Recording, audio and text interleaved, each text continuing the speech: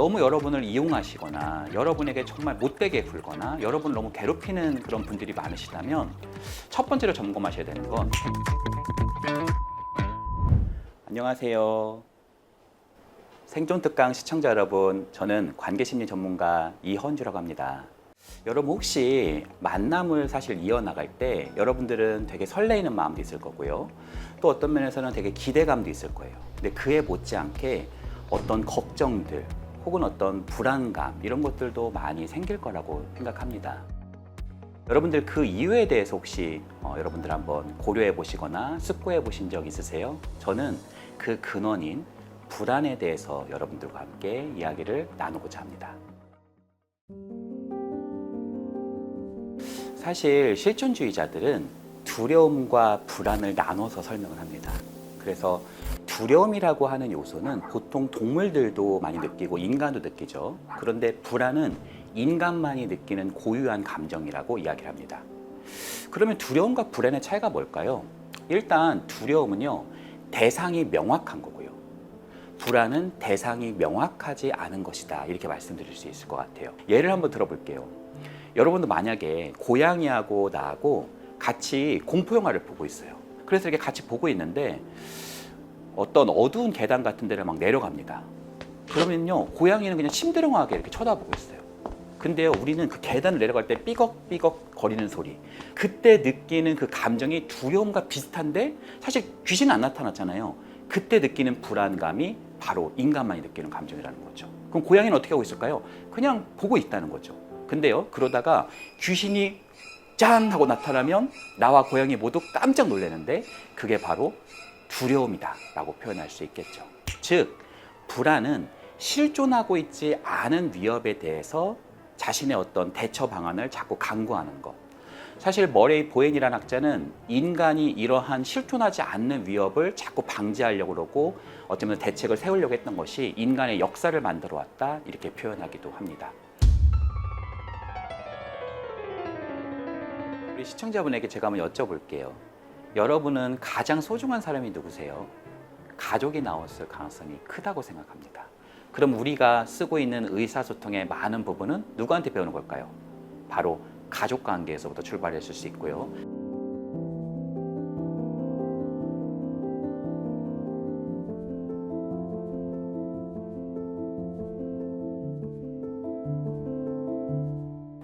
네, 과대 기능은 자신이 원래 할 수 있는 에너지를 넘어서 굉장히 뭔가 조금 착한 행동을 한다든지 어떤 면에서는 내가 뭔가 괜찮은 사람인 척 하려고 한다든지 이런 거를 말하고요. 과소 기능은 뭔가 굉장히 문제를 많이 일으키고 가족의 어떤 걱정거리가 되어버리는 이러는 경우를 뜻합니다. 이 관계에서 문제가 생기면 바로 삼자가 들어오기 시작을 합니다. 이거는 사회관계도 마찬가지예요.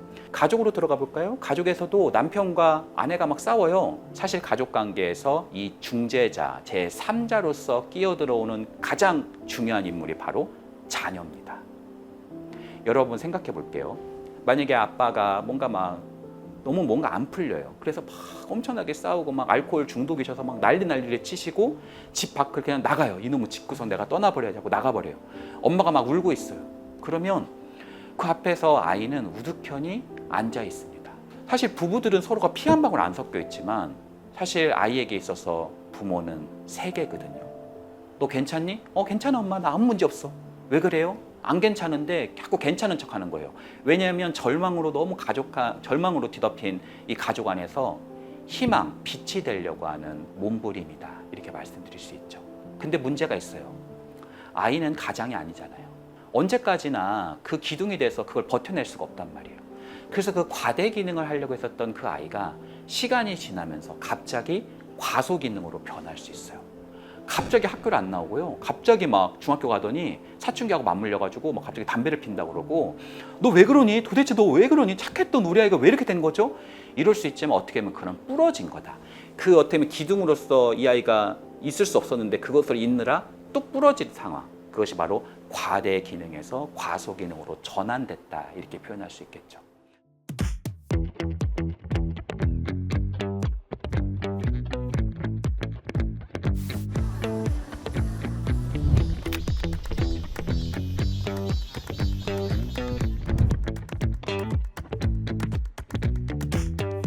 여러분의 삶에서, 여러분의 주변에서 너무 여러분을 이용하시거나 여러분에게 정말 못되게 굴거나 여러분을 너무 괴롭히는 그런 분들이 많으시다면 첫 번째로 점검하셔야 되는 건 내가 혹시 그런 여지를 자꾸 열어주는 것이 아닌지를 한번 되돌아보시기 바랍니다.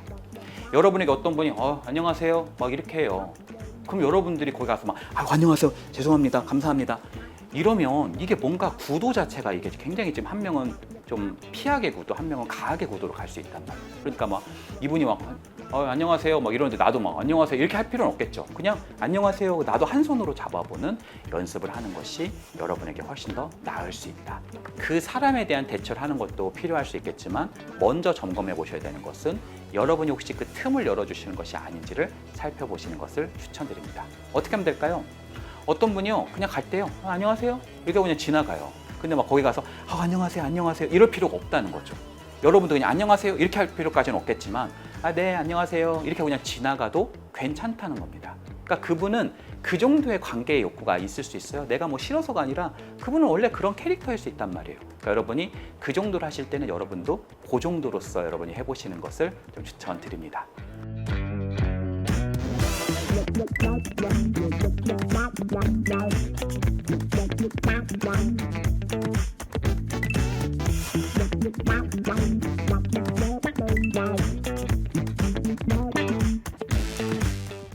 자기 돌봄과 저널링은 자신을 돌보고 자신을 사랑할 수 있는 최고의 방법 중에 꼽히는 것들인데요. 사실은 다른 사람을 위해서 봉사하고 여러 역할을 감당하느라고 자기 스스로를 감당하고 자기 스스로를 돌볼 수 있는 시간과 공간이 굉장히 적은 경우가 있습니다.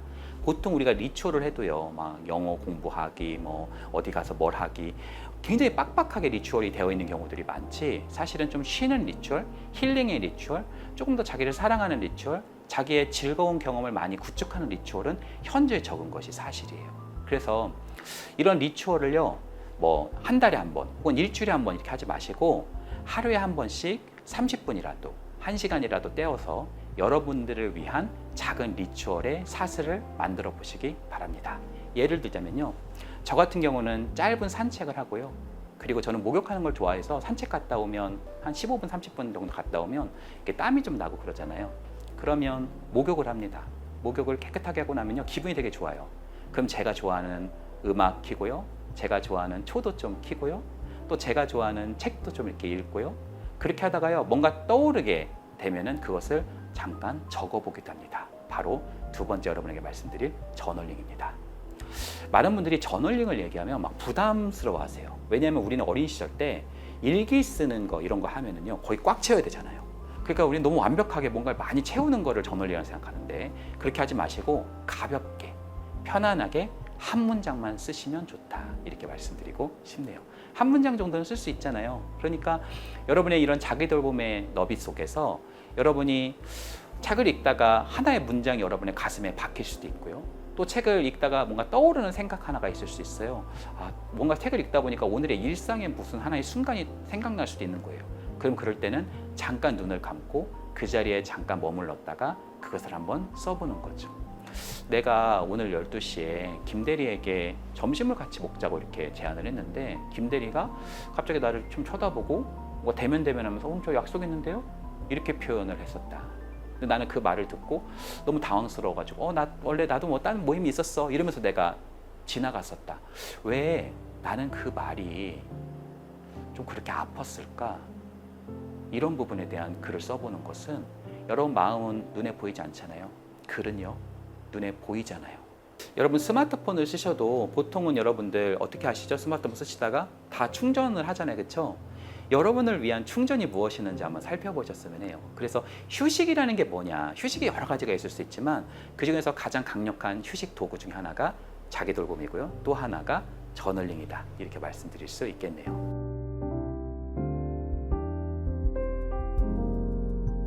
근데 이 헤아림이라고 하는 언어는 크게 세 가지로 되어 있어요. 첫 번째는 수용의 언어인 맞아요라는 단어예요. 여러분 한번 따라해 보시겠어요? 맞아요. 엄마, 나 학교에서 오늘 되게 힘들었다. 야, 다 힘들어. 너 또 이번에 학원 안 가려고 그러지. 이러지 마시고 맞아, 우리 애기 힘들었구나. 두 번째 단어는 내면의 단어라고 불리는 마음입니다. 여러분, 마음이라는 표현이 정말 좋은 말이에요. 여러분, 사람하고 이렇게 관계할 때요, 어떻게 하면 사람에게 내 마음을 이렇게 다치지 않게 정말 잘 표현할 수 있을까? 억압하지도 않고 또 세지도 않으면서도 서로의 관계를 해치지 않으면서도 어떻게 하면 내 마음을 잘 전달할 수 있을까? 마음이라는 단어 자체를 많이 쓰시면 관계의 어떤 의사소통이 많이 유해집니다. 상대가 나한테 화난다고 막 표현할 수도 있어요. 그러면 어떻게 하면 될까요? 당신은 되게 화나는 마음이 있구나. 이렇게 표현하면요, 마음? 이러면서 깜짝 놀라는 부분들이 여러분 아마 보일 겁니다. 저는 사실은 눈앞에서 많이 보고 있거든요. 그래서 마음이라는 걸 많이 붙이면 언어가 굉장히 유해진다, 이렇게 말씀드릴 수 있고요. 세 번째는 교감의 단어인 우리입니다. 그래서 맞아요, 마음, 우리, 이 단어를 여러분들이 일상 가운데 많이 쓰셨으면 하고요. 한번 연결을 해볼까요? 예를 들어서요, 박 대리가 왜 자기 의견이 회의 안에 반영이 안 되냐고 막 따지는 거예요. 아니, 요즘에는 진짜 거의 위아래가 없나 보네요. 막 이렇게 하시면 이분랑 거의 적이 되신단 말이에요. 그렇죠? 어떻게 하면 될까요? 그냥 일단 상대를 인정해 주는 거예요. 수용을 하는 거죠. 맞아요, 박 대리님, 그러니까 이 의견이 우리가 조금 충분히 좀 받아들여졌으면 하는 그런 마음이 있었네요. 제 마음이 맞아요? 제 말이 맞아요? 그러면 그분이 맞다고 하겠죠. 그렇죠? 그리고 얘기하는 거예요. 제 마음이 어땠는지. 제가요, 이게 회의 시간이 좀 짧다 보니까 좀 빠르게 진행해야 된다는 그런 조급한 마음이 있었나 봐요. 이렇게 표현하는 거예요. 그럼 상대방이 확 누그러집니다. 그리고요, 세 번째 이렇게 표현할 수 있겠죠. 그럼 우리가 어떻게 하면 이 의견 같은 게 있으셨을 것 같은데 어떻게 하면 반영될 수 있을지 한번 말씀해 주시겠어요? 제 의견대로 다 했으면 좋겠습니다. 이렇게 말하시는 건 없어요. 생각보다 이렇게 말하면 훨씬 더 합리적으로 그 의견이 서로가 같이 모일 수 있는 그런 지점, 어떻게 보면 서로의 대항을 구축할 수 있는 그런 지점들이 생겨난다, 이렇게 말씀드릴 수 있겠네요. 헤아림의 세 단어를 꼭 여러분들이 써보시길 부탁드립니다. 저는 인간관계는 바다와 같다고 생각을 해요. 여러분, 바다에는 뭐가 있나요?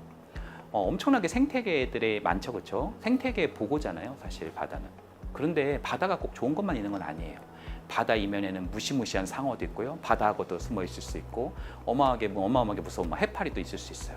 그래서 여러분이 만약에 바다에서 수영도 하고 바다를 즐기고 바다에서 여러분이 만약에 항해를 하려면 어떻게 하셔야 되죠? 바다를 배우셔야 되잖아요, 그렇죠? 여러분들이 인간관계가 저절로 된다고 생각하시는 분들이 계신데, 인간관계도 본질상 배우는 겁니다. 근데 우리는 학창시절 때 인간관계를 제대로 배워본 적이 별로 없었던 것 같아요. 그냥 겸손해라, 착해라, 성실해라. 자칫 잘못하면 내 욕구는 억압하고 상대에게 뭔가 비위를 맞추고 눈치를 보는 부분으로 갈 수도 있단 말이에요. 그래서 여러분들이 너르게 혹은 깊게 인간관계를 잘 구축하고 내 의사소통을 유연하면서도 오히려 상대방과 협업을 이룰 수 있는, 상대방과 정말 좋은 관계를 이룰 수 있는 그런 토대들, 인간관계의 바다를 많이 배움으로써 가능하지 않을까 생각합니다. 여러분의 관계를 응원합니다.